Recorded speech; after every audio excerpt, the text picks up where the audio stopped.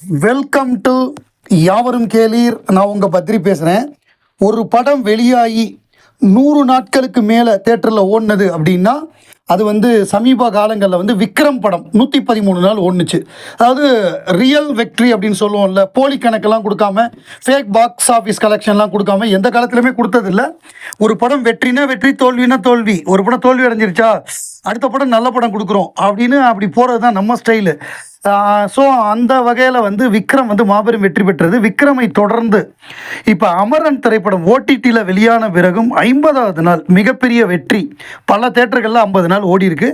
நேற்றைக்கு அந்த 50th டே, ஏன்னா டிசம்பர் 5ஆம் தேதியே அந்த படம் அமரன் ஓடிடியில் வந்துருச்சு. ஆனாலும் 50வது நாளை வெற்றிகரமாக அமைஞ்சிருக்கு. இது ராஜ்கமலுடைய தொடர்ச்சியான 2 படங்கள், நம்ம விக்ரமும் அடுத்து அமரனும். இது மட்டும் இல்லாமல் அந்த காலத்திலேயே, அதாவது ஒரு காலத்தில் எப்படின்னா 100 நாள் போஸ்டர் ஒட்டுவாங்க. அதில் 100வது நாள் பேப்பர் விளம்பரம் பார்த்தீங்கன்னா முதல் நாள் ரிலீஸ் ஆன தேட்டரோட பேரெல்லாம் இருக்கும். ஆனால் அந்த தேட்டரில் போய் பார்த்தோன்னா அந்த படம் இருக்காது. அந்த மாதிரியான பல விஷயங்களை பண்ணுவாங்க சில ஹீரோக்கள். அது யாருன்னு அவங்க பேரை நான் சொல்லி உங்களுக்கு தெரிய வேண்டியதில்லை. அப்படி பண்ணுவாங்க. அப்புறம் பத்திரிகைக்காரர்களுக்கு பணம் கொடுத்து கவர் கொடுத்து அவங்கள பற்றி பாசிட்டிவாக எழுத வைப்பாங்க. அப்புறம் அவங்களுக்கு பிடிக்காத ஆளை பற்றி நெகட்டிவாக எழுத வைப்பாங்க. இந்த மாதிரி எந்த வேலையுமே கமலஹாசன் பண்ணது கிடையாது. பத்திரிகைக்காரர்களுக்கு கவரே கொடுக்க மாட்டார்.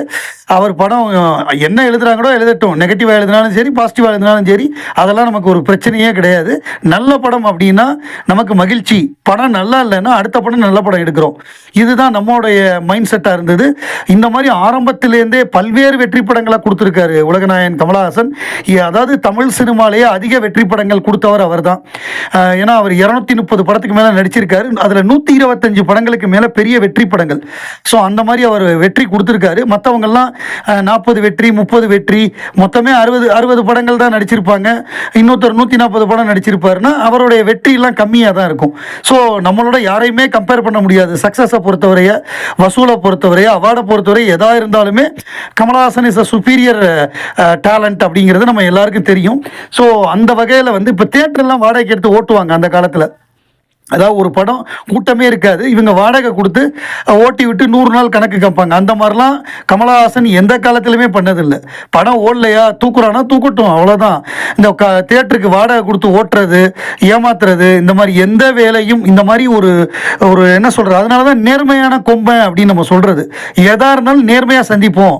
அதாவது வெற்றி தோல்விகளுக்கு நம்ம பயப்படுறது கிடையாது, தோல்வியை கண்டு அஞ்சுறது கிடையாது.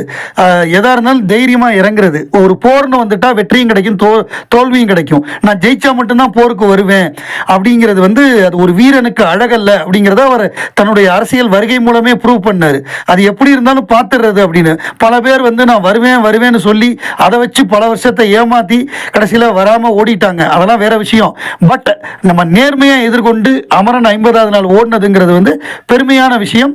தொடர்ந்து இதே மாதிரி தக் லைஃபும் மிகப்பெரிய வெற்றி அடையணும். ஒரு கலைஞன் அவர் உயிரோடு இருக்கும் பொழுதே அவர் பெரிய அளவில் கொண்டாடப்படணும், ஈ ஷுட் பி செலிப்ரேட்டட் அப்படிங்கிறது நம்மெல்லாம் விரும்புகிறது அதுதான். அதாவது அவர் இறந்த பிறகு அவருக்கு செலவைக்கிறது, அதை விட அவர் இருக்கிறப்பே கொண்டாடப்படணும். அதுவும் குறிப்பாக 100ஆண்டு விழா அப்படின்னா அவர் இறந்த பிறகு கூட அது பெரிய அளவு கொண்டாடப்படணும். உதாரணமாக சொல்லணும் அப்படின்னா இப்போ நம்ம சங்கீதம் சீனிவாசராவ், அவருக்கு 92 93 வயசாகுது. அவர் உயிரோடு இருக்கும் பொழுதே அவரை நம்ம கொண்டாடியாச்சு. 4 நாட்கள் அபூர்வ சங்கீதம் அப்படின்னு கொண்டாடியாச்சு. இது ஒரு அரசாங்கம், ஒரு தெலுங்கு கவர்மெண்ட்டு, இல்லைன்னா கர்நாடக கவர்மெண்ட்டு, இல்லை தமிழ்நாடு கவர்மெண்ட்டு, யாராவது ஒருத்தர் பெரிய அளவில் கொண்டாடி இருக்கணும். பட் ஒரு கவர்மெண்ட்டோ இல்லை ஒரு ஃபிலிம் அமைப்பு, அதாவது நடிகர் சங்கம், தயாரிப்பாளர் சங்கம், எவ்வளவோ பெப்சி அப்படின்னு ஏராளமான சங்கங்கள் இருக்கு. அதுல ஏதாவது ஒரு சங்கம் 100ஆண்டு விழாவை கொண்டாடி இருக்கணும். அப்படி யாரும் கொண்டாடலை. இப்போ நான் உதாரணமாக ஒரு 3 விஷயத்த சொல்கிறேன். 3 விஷயத்த சொல்லிட்டு அடுத்த ஒரு விஷயம் எப்படி பண்ணணும் அப்படிங்கிறதுக்கு சொல்கிறேன். ஒன்று ஹிந்தியில் மாபெரும் ஒரு நட்சத்திரம் அப்படின்னா அது ராஜ் கபூர். அவரே ஸ்டூடியோ ஓனர், அவரே டைரக்டர், அவரே ஹீரோ, அவரே எல்லாமே பண்ணுவார். கிட்டத்தட்ட நம்ம கமலஹாசன் மாதிரி அந்த மாதிரியான ஒரு முன்னோடி. அவர் மிகப்பெரிய ஆள் ராஜ் கபூர். அவருடைய 100ஆண்டு விழா இந்த வருஷம் நடக்குது. இப்போ அவங்க என்ன பண்ணுறாங்க, அந்த கபூர் ஃபேமிலி ஃபுல்லாக போய் பிரைம் மினிஸ்டரை மீட் பண்ணி அந்த 100th, அதாவது சென்டினரி இயர்னு சொல்லுவாங்க, 100ஆண்டு விழா, அதை பெரிய அளவு கொண்டாடணும் அப்படின்னு முயன்று அதற்கான எல்லா வேலைகளும் பார்க்குறாங்க. அது பெரிய அளவில் கொண்டாட போகிறாங்க. அவருடைய படங்கள் PVR ஐநாக்ஸ்ல எல்லாம் ரிலீஸ் ஆக போது மிகப்பெரிய அளவில் கொண்டாட போகிறாங்க. இதே மாதிரி அக்கினேனி நாகேஸ்வர ராவோட நூற்றாண்டு விழாக்கு PVR ஐநாக்ஸ்லாம் படங்கள் போட்டாங்க. நாகார்ஜுனா அதுக்கான வேலையெல்லாம் பார்த்து அதை போட வச்சாரு. ஆனால் அதே சமயத்தில் தமிழில் வந்து மிக முக்கியமான இயக்குனர் ஏ பீம்சிங்கிறவர் வந்து பாவரிசை படங்கள் எடுத்தவர். பல்வேறு படங்கள், அதாவது பாசமலர், பாழும் பழமும், பாகப்பிரிவினை, இந்த மாதிரி நிறைய பாவரிசை படங்களை வந்து வெற்றி கொடுத்தவர். சிவாஜிக்கு வந்து மிக முக்கியமான ஒரு இயக்குனராக இருந்தவர். அதாவது படிக்காத மேதை மாதிரியான படங்கள்லாம் பண்ணவர்.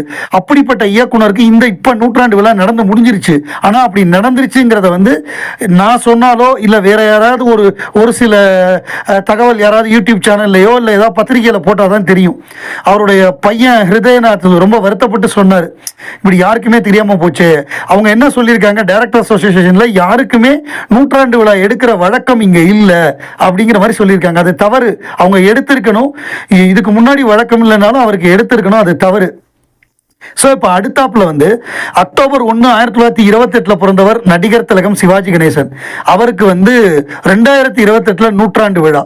ஸோ அதற்கு இப்போவே ஏற்பாடு பண்ணணும். அதற்கான ஏற்பாடுகளை வந்து அந்த சிவாஜி குடும்பம், அந்த பிரபுலாம் சேர்ந்து பண்ணணும். எல்லார்ட்டையும் பேசி தியேட்டர் ஓனர்ஸு, டிஸ்ட்ரிபியூட்டர்ஸு, அரசாங்கம் எல்லார்கிட்டையும் பேசி அதை வந்து பெரிய அளவில் இந்தியா முழுவதும் அதை கொண்டாடுற மாதிரியான ஏற்பாடுகள் பண்ணி சிவாஜி கணேசன் திரைப்பட விழான்னு சொல்லி ஒரு வாரம் அவர் நடித்த படங்கள், வீரபாண்டிய கட்டபொம்மன், ஒரு கர்ணன், ஒரு கௌரவம், அந்த மாதிரி பல படங்கள் இருக்கு அவர் நடித்து. அது வந்து சொல்லிக்கிட்டே போகலாம். அந்த ஒரு தங்கப்பதக்கம், அந்த மாதிரி ஒரு 7 நாளைக்கு 7 படம். அது வந்து PVR ஐநாக்ஸ் இந்தியா ஃபுல்லா போட்டு உலகமெங்கும் அவரோட படங்கள் வந்து அந்த திருவிளையாடல், இந்த மாதிரி படங்களை போட்டு அதை வந்து பெரிய அளவில் பராசக்தியில் ஆரம்பித்து கொண்டு வரணும். வரிசையாக 7 நாளைக்கு 7 படம், எல்லாமே பயங்கரமான மாஸ்டர் பீஸாக இருக்கணும். அப்படி கொண்டு வந்து முதல் மரியாதை கூட போடலாம், தேவர் மகன் கூட போடலாம். அப்படி அந்த படங்களை வந்து மீண்டும் இது பண்ணி அவருடைய புகழை வந்து பரப்பணும். பீம்சிங்க்கு விட்ட மாதிரி விட்டுறக்கூடாது. பாருங்க, தெலுங்கு ஆக்டர் நாகார்ஜுனா, ஹிந்தி ஆக்டர் ராஜ் கபூர், அவங்க ஃபேமிலிலாம் எப்படி பண்ணுறாங்க பாருங்க. அவங்க பெரிய கோடீஸ்வரங்க, 1000 கோடி இருக்கு, அவர் பெரிய ஹீரோ அப்படிங்கிறதெல்லாம். இப்போ சிவாஜிக்கு அந்த அளவு இங்கே செல்வாக்கு இருக்குல்ல, அதை வந்து நம்முடைய திரையுலகம் எல்லாரும் சேர்ந்து பண்ணணும். அது யாரா இருந்தாலுமே சாதனையாளர்களுக்கு வந்து நம்ம பாராட்ட வந்து பெரிய அளவில் தெரிவிக்கணும், அதை கொண்டாடணும். we should celebrate them. So நடிகர் திலகமும் அந்த மாதிரி கொண்டாடணும். இப்போ ஏன்னா புரட்சி தலைவர் எம்ஜிஆரோட நூற்றாண்டு விழா பெரிய அளவு கொண்டாடி நம்ம ரயில்வே ஸ்டேஷனுக்கே அவரோட பேர் தான் வச்சிருக்காங்க. ஸோ அந்த மாதிரியான ஒரு நேம் வரணும், அந்த மாதிரி ஒரு பெரிய பேர் வரணும். ஏன்னா சிவாஜி சிலை இருந்த சிலையும் தூக்கிட்டாங்க, அதை கொண்டு எங்கேயோ ஓரமாக வச்சுட்டாங்க. அந்த மாதிரி ஒரு கலைஞனை வந்து நம்ம இது பண்ணக்கூடாது, அவருக்கு மரியாதை செலுத்தணும். இந்தியன் 2 படத்தை வந்து பயங்கரமாக ட்ரோல் பண்ணாங்க, பல்வேறு கருத்துக்களை சொன்னாங்க.